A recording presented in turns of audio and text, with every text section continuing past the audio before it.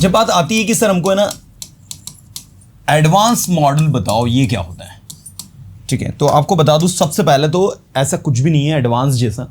भाषा को सरल बनाने के लिए क्या किया, जो सरल रहे सिंपल रहे उनको हमने बेसिक में रख दिया, और जो थोड़े से टेढ़े रहे मेढ़े रहे उनको एडवांस रख दिया। अगर आप ऐसा सर्च करोगे ना गूगल पर तो आपको यही चीज़ें मिलेंगी जो मैं अभी बताने वाला हूँ। और दूसरी इंपॉर्टेंट चीज़, ऐसा कोई ग्रामर को बनाने वालों ने कोई इसको एडवांस्ड मॉडल नाम दिया नहीं, वो तो लैंग्वेज ट्रेनर्स जो है उन्होंने भाषा को ईजी बनाने के लिए एडवांस मॉडल का नाम रख दिया बस। चलो अब इसमें क्या क्या चीज़ें आती हैं एक्चुअल में, देखो सबसे पहले तो यू मस्ट नो कि आपको कैन कैसे यूज़ करना है, मे कैसे यूज़ करना है, कुड कैसे यूज़ करना है और माइट कैसे यूज़ करना है। अगर आपको ये चार के यूजेस पता है तो जो मैं आपको पढ़ाऊंगा ना वो आपको सब समझ में आएगा। शॉर्ट एंड सिंपल में बताता हूं कि कैन कहां यूज होता है, जहां पर आप किसी कार्य में एबिलिटी को, कैपेसिटी को और पावर को दिखाए, जहां पर आप श्योर हैं आप किसी कार्य को कर सकते हैं, आप में पोटेंशियल है करने का, तो वो कैन के लिए। I can do it, I can go there, I can help you, you can do it, I believe you can do it, मुझे यकीन है कि आप कर सकते हो। So that is the can actually. वहीं मे का उपयोग कहां होता है, किसी कार्य में पॉसिबिलिटी को, संभावना को, जैसे मैंने कहा आज वो शायद एब्सेंट हो सकता है, he may B absent today, तो उसके आज एब्सेंट होने की क्या है, संभावना है। आप देख सकते हैं हमने मे लगाया, अब बोलोगे सर मे नहीं मे बी लगाया, नहीं, बी का मतलब तो यहां निकल रहा है होना, हमने लगाया मे ही है, मे बी नहीं लगाया, ठीक है। हाँ, ही मे बी एब्सेंट टुडे, वो आज एब्सेंट हो सकता है, ठीक है, शायद आप इस काम को कर सकते हो, you may do this work, possibility बता रहा हूं मैं, तो मैं बोलूंगा you may do this work. Just देखो यहां पर वर्ब क्या थी, बी, यहां पर वर्ब है do, you may do this work. आप कोशिश करो तो आप इंग्लिश बोल सकते हो शायद, if you try you may speak English, I think you know. तो जहां संभावना बता रहे हो मैं, जहां श्योरिटी, अगर आप कोशिश करो आप इंग्लिश बोल सकते हो। If you try you can speak English, if you try you may speak English. क्या डिफरेंस है दोनों में, यू कैन स्पीक इंग्लिश मतलब श्योरिटी बोल दी कि भाई आप कर ही सकते हो, और यू मे बोल दिया मतलब कि संभावना, पॉसिबिलिटी। ओके, देखिए please, so can and the second one that we have is may, that is used to show the possibility. अच्छा, इसके और भी यूजेस है, ऐसा नहीं कि पॉसिबिलिटी के लिए होता है। दूसरा, आप इसका उपयोग आई और वी के साथ रिक्वेस्ट करने में भी करते हो। रिक्वेस्ट में कैसे, सर क्या मैं अंदर आ सकता हूं, या मैं क्या अंदर आ जाऊं, मैं कम इन सर, क्या मैं यहां बैठ जाऊं, मैं ऐसी टी हो, क्या मैं आपका 2 मिनट के लिए सेलफोन ले लूं, may I use your cellphone for 2 minutes if you don't mind, may use your cellphone for couple of minutes if you don't mind. So that is may and we, इसके लिए आप इसका उपयोग करते हो, है ना। इसके बाद अगला आपका कुड। अब कुड कहां यूज होता है, जो काम आप पहले कर सकते थे, पहले कर सकते थे लेकिन अब नहीं कर सकते। पहले कोई काम करने की आप में काबिलियत थी, आप में योग्यता थी, आप में कैपेसिटी थी, आप में पावर थी, लेकिन अब नहीं है वो काम करने की। जैसे एक बूढ़ा आदमी है, उसने कहा जब मैं यंग था, युवा था, यू नो, मैं कुछ भी कर सकता था। When I was young I could do anything. मैं तेज दौड़ सकता था, आई कुड रन फास्ट, मैं तेज बोल सकता था, आई कुड स्पीक फास्ट, मैं घंटों काम कर सकता था, I could work for hours, you know. तो जो भी काम वो पहले कर सकता था उसके लिए कुड का उपयोग होता है। ध्यान दीजिएगा, सारे के सारे स्टूडेंट, बहुत सारे स्टूडेंट्स जो है यहां पर कंफ्यूज्ड होते हैं कि सर मैं कुड को और कुड हैव को कैसे यूज करूं सर दोनों के मीनिंग सिमिलर है। कुड का मतलब भी सकता था होता है सर कुड हैव का मतलब भी सकता था होता है sir, and how I can identify the difference between this two, let me know sir please. तो मैं एक ही चीज बोलता हूं कि सबसे पहले आप ये देखो कि आप पढ़ क्या रहे हो। आप पढ़ रहे हो कुड मतलब जो काम करने की आप में काबिलियत थी पास्ट में, उसके लिए आप इसका उपयोग करते हो। अगर आप कहोगे जब मैं 10th में था, when I was in 10th, मैं बहुत अच्छी इंग्लिश बोल सकता था, I could speak English very well, okay. When I was in 10th I could speak English very well. जब मैं 10th में था मैं बहुत अच्छी इंग्लिश बोल सकता था, but now I can not speak English, लेकिन अब मैं इंग्लिश नहीं बोल सकता हूं। तो जो काम आप कर सकते थे, आप में करने की क्या थी, एबिलिटी थी, कैपेसिटी थी, पावर था, वहां कुड लगता है। लेकिन कुड हैव जो है वो वहां लगता है जहां पर कोई काम होने की संभावना थी, पॉसिबिलिटी थी। जैसे मैंने कहा, यदि आप उसे नहीं बचाते ना तो मर सकता था। मरा नहीं, वो मर सकता था।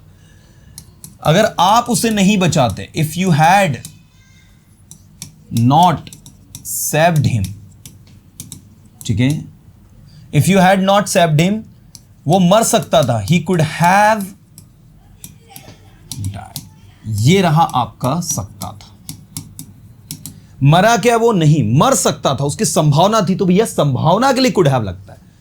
सुनने में दोनों को, आपको सकता था दोनों में आएगा। देखो मैं एक सेंटेंस बोलता हूं, आपको खुद समझ में आ जाएगा किसमें कुड लगेगा, किसमें कुड हैव लगेगा। आप फेल हो सकते थे अगर आप पढ़ाई नहीं करते तो, या फेल हो सकते थे अगर मैं आपकी मदद नहीं करता तो। You could have failed if I had not helped you on time. You know what, you could have failed, आप फेल हो सकते थे।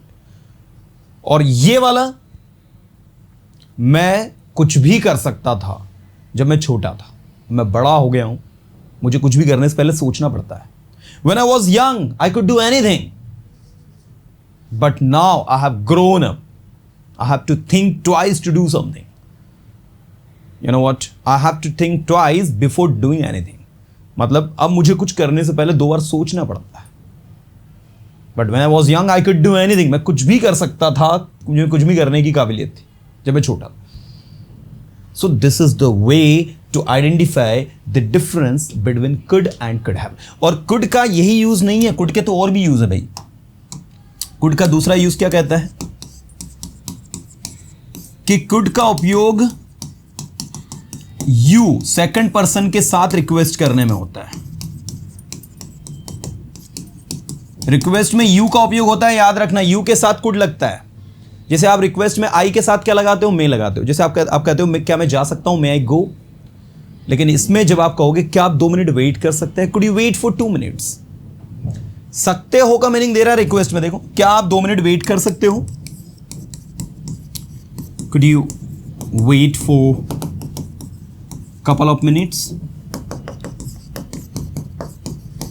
क्या आप थोड़ा शांत हो सकते हो please, could you be silent please. Could you be silent थोड़ी देर के लिए, for a while. Could you be silent for a while? You know? Could you be silent for a while? क्या आप थोड़ी देर के लिए साइलेंट हो सकते हो। Could you wait for 2 minutes? क्या आप थोड़ी देर के लिए वेट कर सकते हो। So you can see how the things are actually working. You know? आप देख सकते हैं कि थिंग्स किस तरीके से आपकी वर्क कर रही है और क्या पैटर्न है, क्या स्ट्रेटेजी है। So this is the thing actually. What I believe कि आपको इस चीज को लेकर चलना होगा, इस चीज को लेकर समझना होगा कि वो किस तरीके से आपका वर्क कर रहा है। चलिए देखिए प्लीज। तो ये आपका कुड जो है इस तरीके से होगा। इसके अलावा कुड का उपयोग हो सकता है कि सेंस में भी होता है। जैसे आप यहां बैठे हो, मैंने कहा वहां कितने लोग होंगे, तो आपने कहा it could be around, there could be around 20 people. तो जहां पर किसी का होने की संभावना कि यार वहां पर 50 लोग होंगे शायद, तो उसके लिए भी आप कुड का उपयोग करते हो। बट आई इंसिस्ट कि आप इसकी बजाय आप जो है मे का उपयोग करें, ज़्यादा बेस्ट होगा, है ना, क्योंकि आप जितनी ज़्यादा कॉम्प्लिकेटिव चीज़ों पर जाओगे फिर वो उतनी ज़्यादा आपको दिक्कत देती है। That's why. चलिए ये आपका कुड हो गया। कुड के बाद अगला है आपका माइट। बहुत सारे लोगों को माइट के बारे में लगता है कि मे का ये पास्ट फॉर्म है, मतलब ये जो है जहां मे का पास्ट फॉर्म यूज़ करेंगे वहां यूज़ होगा, ऐसा नहीं है। Might is very different actually. देखो, जहां पर ज़्यादा पॉसिबिलिटी है वहां में, जहां कम पॉसिबिलिटी है, कम पॉसिबिलिटी समझते हो किसको कहते हैं, किसी कार्य में के होने की कम संभावना जहां है वहां माइट। जैसे मैंने कहा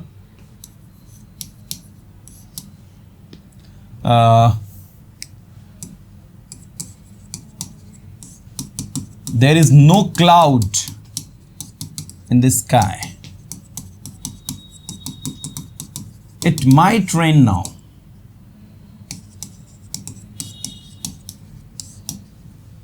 See, यहां पर आप ध्यान देंगे आसमान में कोई बादल नहीं दिख रहे भाई, तो बारिश होने की जो संभावना है वो क्या है? कम है, बहुत कम है. We are using might. You know, मैंने कहा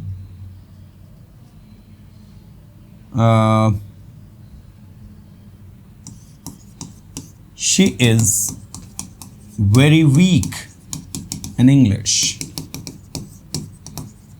वो इंग्लिश में बहुत कमजोर है.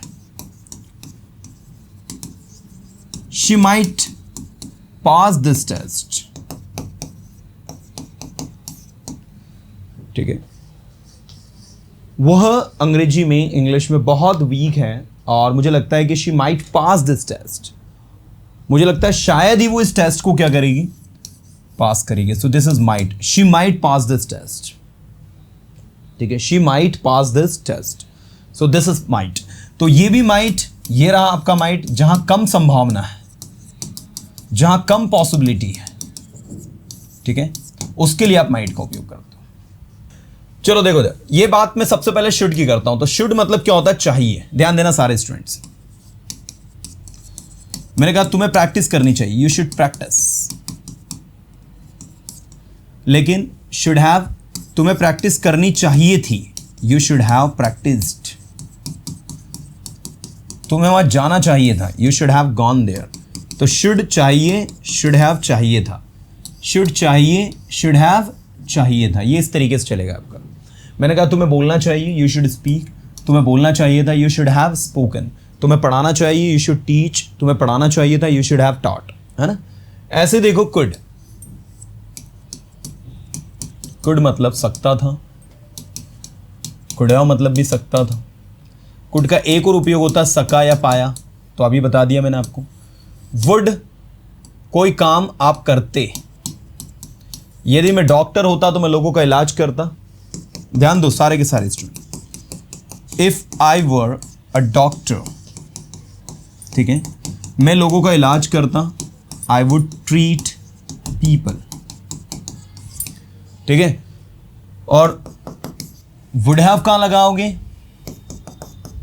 यदि तुमने एग्जाम दी होती तो अब तुम पास हो गए होते. If you had given exam या टेकन एग्जाम, दोनों कह सकते हो. ठीक है, you would have passed. If you had given exam, if you had taken exam, you would have passed. आप पास हो गए होते. तो ये रहा वुड और वुड हैव. विल और विल हैव बताने की जरूरत नहीं. मैं वहां जाऊंगा. I will go there. मैं वहां जा चुका हूंगा कल तक. तो I will have gone there by tomorrow. May और मे हैव.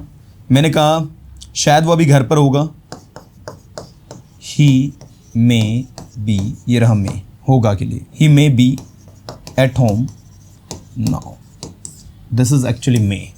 अब ये बी क्यों लगाया? होना के लिए, जो होगा उसके लिए, है ना. अब मे हैव कहां यूज करना है? शायद वो अभी तक तो ऑफिस चला गया होगा. He may have gone to office. अभी तक को इंग्लिश में कहेंगे so far. He may have gone to office so far. He may have gone to office so far. अभी तक तो शायद वो ऑफिस चला गया होगा. So that is actually may have.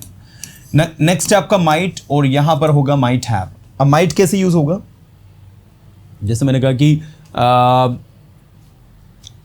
He might be at home now. शायद ही वो अभी घर पर हो. कम संभावना है. He might be at home now. शायद ही अभी तक वो ऑफिस गया होगा. He might have gone to office so far because he always goes office at 11 o'clock and now the time is 10:30.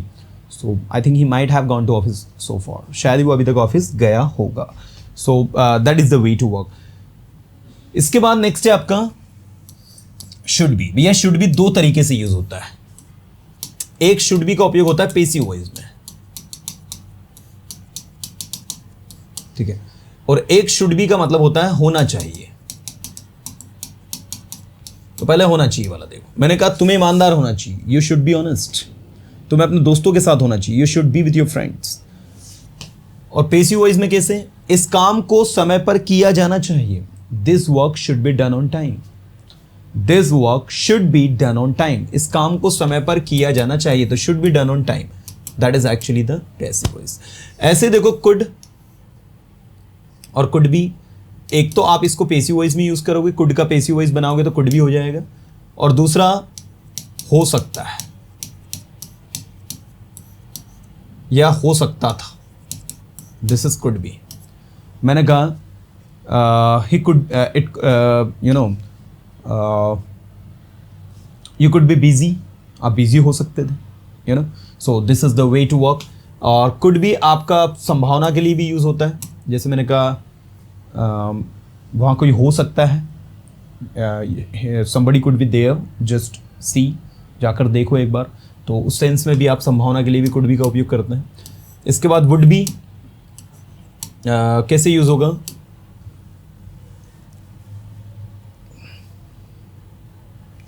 यदि आप पढ़ाई करते तो आज आप एक डॉक्टर होते हैं, if you studied you would be a doctor today. आप एक डॉक्टर होते हो क्या, पहले तो ये बताओ, are you a doctor? No, आप एक डॉक्टर होते अगर आप पढ़ाई करते तो, if you studied you would be a doctor. यदि आप यहां होते तो आज आप एक अच्छे इंग्लिश स्पीकर होते। If you were here you would be a good English speaker today, you know what. अगर आप ये नए कोर्स पहले ज्वाइन कर लिया होता तो आज आप एक अच्छे इंग्लिश स्पीकर होते। If you join this course earlier today you would be a good English speaker, so that is actually would be. आपको संभावना बता रहे भाई ऐसे होते आप इस केस में। इसके बाद नेक्स्ट मे बी, एक मीनिंग तो आप सबको पता है मे बी का क्या होता है, हो सकता है। मैंने कहा कि he may be at home, शायद वो घर पे हो सकता है। He may be with his friends, वो शायद वो अपने दोस्तों के साथ हो सकता है। इट मे बी हेवी, मुझे लगता है ये भारी हो सकता है, you can not lift it, I think it may be heavy, ये थोड़ा सा हैवी हो सकता है। शायद ये हैवी हो सकता है, it might be heavy, it might be heavy, है ना, शायद ही भारी हो सकता है। तो आप इनको कितना ही पढ़ लो, until and unless you use them practically in your spoken English, you are not going to learn. तो अभी मैं आपको प्रैक्टिकली सेंटेंसेस में इनको पूछूंगा, आप वहां पर इसको बनाना, तब जाकर मुझे लगता है कि आपके दिमाग में बहुत अच्छे से फिट होंगे, क्योंकि इसकी वैल्यू वहां पर है जहां पर आप इसको यूज करें। चलो इधर ध्यान दो everybody.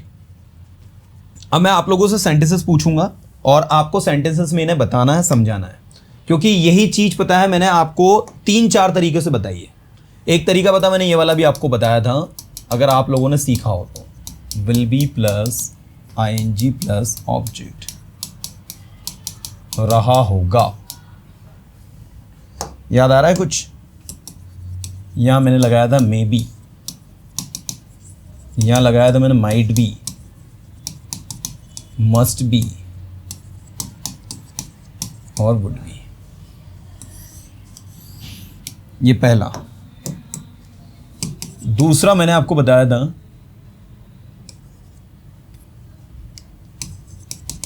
Will have, V3 plus object, हो चुका होगा, लिया होगा, दिया होगा, है ना। फिर मैंने आपको इसमें बताया था may have, might have, must have, would have।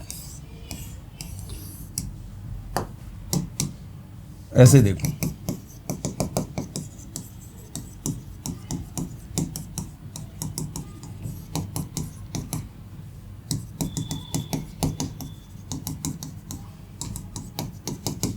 से रहा होगा।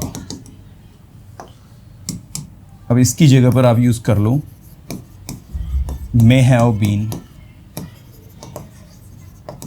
might have been, must have been, would have been। ठीक है।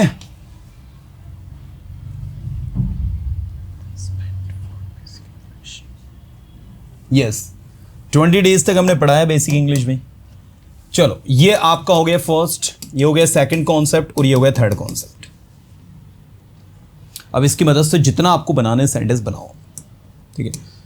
मैंने बनाया एक सेंटेंस पहले फ्यूचर वाला, कल आप कुछ नया सीख रहे होंगे, tomorrow you will be learning something new. तो इसका उपयोग मैंने किया फ्यूचर टेंस में। किस में किया? फ्यूचर में।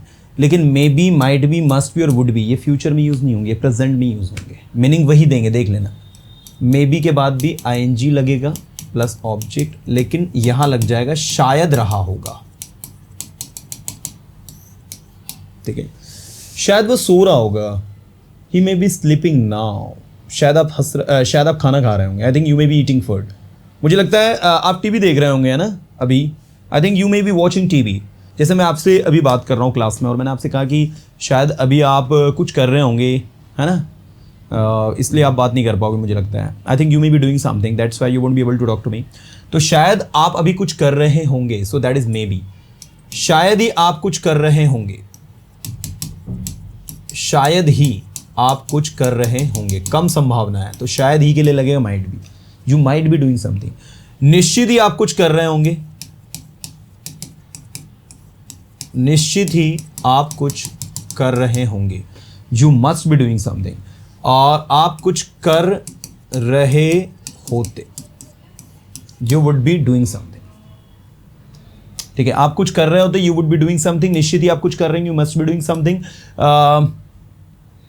शायद ही आप कुछ कर रहे होंगे, you might be doing something, and I am sure, I think you may be doing something, you know, सो इस तरीके से आपका ये यूज होता है। अब इसी स्ट्रक्चर के आधार पर आपको ये वाला स्ट्रक्चर भी समझ लेना चाहिए, देखना,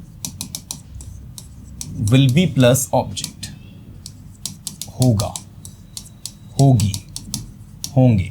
अब जहां विल बी लगा है वहां पर आप क्या लगाओ, may be, might be, must be, would be, ठीक है।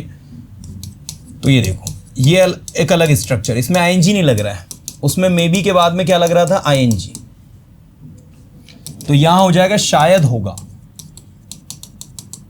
कैसे देखो, मैंने कहा कल मैं घर पर रहूंगा या होऊंगा, tomorrow I will be at my home, तो आप फ्यूचर की बात कर रहे हो, फ्यूचर की बात कर रहे हो, इसलिए आप क्या लगा रहे हो, विल बी। लेकिन अगर आप प्रेजेंट की बात करो कि वह अभी शायद घर पर होगा, वह अभी शायद घर पर होगा, या वह अभी शायद घर पर हो सकता है, जो होगा वही हो सकता है, मीनिंग सिमिलर है दोनों में, कोई डिफरेंस नहीं। शायद वो अभी घर पर होगा या शायद वो अभी घर पर हो सकता है, he may be at home now, शायद ही वो अभी घर पर होगा या हो सकता है, he might be at home now, निश्चित ही वो अभी घर पर होगा या हो सकता है, he must be at home now, I am sure he must be at home now, और वो आज घर पर होता अगर वो वहां नहीं जाता तो, he would be at home if he didn't go there, ठीक है, वो आज घर पर होता अगर वो वहां नहीं जाता तो, he would be at home if he didn't go there. सो ऐसे बनेगा भैया, यू गॉट इट। अब आप देखो ना, ऐसे ही आप इसको, ये विल बी को और भी कहीं आप देख सकते हो, जैसे ये पैसिव वॉइस में यूज कर सकते हो, बाय प्लस सब्जेक्ट, जाएगा, जाएगी, जाएंगे, ये काम मेरे द्वारा किया जाएगा, this work will be done by me, यह काम मेरे द्वारा शायद किया जाएगा या किया जा सकता है, this work may be done by me, शायद ही ये काम तुम्हारे द्वारा किया जाएगा, this work might be done by you, निश्चित ये काम आपके द्वारा किया जाएगा, this work must be done by you, और ये काम आपके द्वारा किया गया होता, this work would be done by you, ये काम आपके द्वारा किया गया होता यदि आप वहां जाते तो, this work would be done by you if you went there, तो ये काम आपके द्वारा किया गया होता, निश्चित ही किया जाएगा, शायद ही किया जाएगा, और शायद किया जाएगा।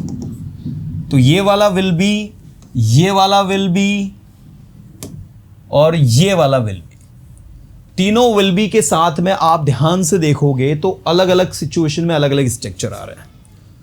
मतलब मैंने आपको मे बी के साथ आईएनजी भी सिखाया, अभी मैंने आपको मे बी के साथ ऑब्जेक्ट भी सिखाया, और मैंने आपको मे बी के साथ में V3 भी अभी आपको बताया। ये चीजें एक्चुअल में कॉम्प्लिकेटिव इस वजह से लग जाती हैं स्टूडेंट्स को, इसलिए समझ में नहीं आती क्योंकि वो कॉन्सेप्ट के नहीं अकॉर्डिंग नहीं सीखते, और है बहुत ज्यादा मात्रा में, कभी आप may be might be must be, may be के बाद में कभी आईएनजी आ रहा है, कभी V3 आ रहा है, कभी ऑब्जेक्ट आ रहा है, कभी कुछ आ रहा है। तो स्टूडेंट्स क्या होता है, बहुत ज़्यादा पजल्ड फील करता है, उसको लगता है मैं क्या पढ़ूँ क्या नहीं पढ़ूँ। तो मेरा मानना है आप ये कॉन्सेप्ट से पढ़ो कि भैया विल बी है, मे बी है, माइट बी है, मस्ट बी है, वुड बी, अगर ऑब्जेक्ट आ रहा है तो वो ऐसे मीनिंग देगा। अगर विल बी के बाद V3 आ रहा है मतलब वो इस आधार पर चलेगा, ठीक है। अगर विल बी के बाद में, मे बी के बाद में आईएनजी आ रहा है तो वो रहा होगा, शायद रहा होगा, शायद रहा होगा, ये वाले कॉन्सेप्ट पे चले। तो आप क्या करोगे, चीज़ों को अलग अलग डिफ्रेंशिएट कर पाओगे, आप एग्जैक्टली समझ पाओगे कि भाई कौन सा कॉन्सेप्ट कहां पर किस तरीके से फिट हो रहा है। और जब वो आपको समझ में आ गया तो यहां मेरा काम कंप्लीट हो जाएगा। क्योंकि यू नो व्हाट, हम टीचर्स को सबसे ज़्यादा डिफिकल्टीज कहाँ आती है बताएं, स्टूडेंट्स को ये कॉन्सेप्ट फिट करवाने में दिमाग में। जैसे देखो मैंने कहा शायद आपके पापा अभी टीवी देख रहे होंगे, बताइए इसका इंग्लिश क्या होगा। शायद आपके पापा अभी टीवी देख रहे होंगे, मैं यहां बैठा हूं और मैं आपके घर पर आपके जो पिताजी हैं वो क्या कर रहे हैं वो अभी यहां बैठ के बता रहा हूं, तो मुझे क्या यूज करना चाहिए आप खुद बताइए। रहे होंगे मतलब शायद बोला मैंने, तो I think your father may be watching TV now. मुझे लगता है आपके पापा ने शायद नाश्ता कर लिया होगा, मुझे लगता है आपके पापा ने शायद नाश्ता कर लिया होगा, इसकी इंग्लिश बताओ। अब कर लिया होगा, लिया होगा, ठीक है, मतलब ये रहा शायद कर लिया होगा, या शायद आपके पापा नाश्ता कर चुके होंगे, या फिर कर लिया होगा, तो ये इसमें बनेगा। Your father may have taken breakfast, I think your father may have taken breakfast. निश्चित ही आपके पापा ने अभी तक तो नाश्ता कर लिया होगा, क्योंकि वो रोज 9 बजे नाश्ता कर लेते हैं। I am sure your father must have, निश्चित ही कर लिया होगा। Your father must have taken breakfast because he takes breakfast every day at 9 o'clock, so I think he must have taken breakfast. मुझे लगता है निश्चित ही आपको समझ में आ गया होगा। I think you must have understood what I want to say, what I am teaching. निश्चित ही आपको समझ में आ गया होगा मैं क्या कहना चाहता हूं, मैं क्या पढ़ा रहा हूं। तो निश्चित ही आप कोई काम कर चुके हैं, आपने कर लिया होगा। So that is the way to work। जब आप इस तरीके से काम करोगे ना, will be, will have been, है ना, तो आपको सारी की सारी चीज़ें जो है समझ में आएंगी और सारी की सारी चीज़ों को समझना बहुत ज़्यादा इजी हो जाएगा, ठीक है। Object plus will be, V3 by plus subject, subject will be plus object, ये किस तरीके से आपका वर्क करता है, क्या पैटर्न है, क्या स्ट्रेटेजी, कैसे आपको काम करना है।